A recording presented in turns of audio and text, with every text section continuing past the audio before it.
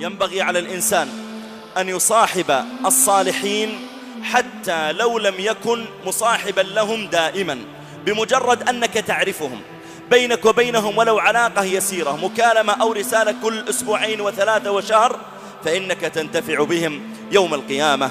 سئل الحسن البصري رحمه الله تعالى عن قول الله جل وعلا: فما لنا من شافعين ولا صديق حميم. فقال الحسن البصري رحمه الله: هذا يكون في يوم القيامة إذا دخل أهل الجنة إلى الجنة ودخل أهل النار إلى النار، فإن رجلا من أهل الجنة يقول: يا ربي أين صاحبي فلان؟ أين صديقي فلان؟ لا أراه معنا في الجنة. فيقال: هو في النار. فيقول هذا المؤمن: يا ربي يا ربي لا تكتمل لذتي بالجنة إلا بوجود صديقي فلان معي.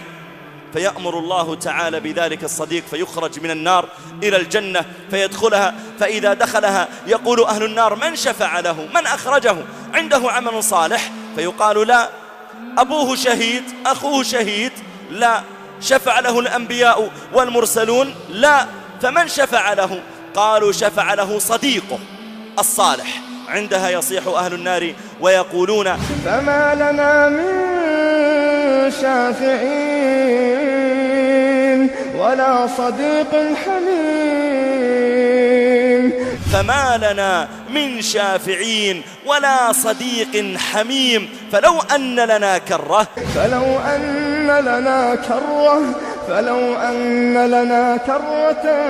فنكون من المؤمنين. يا ليتنا نرجع للدنيا على الأقل نتعرف على بعض الأخيار.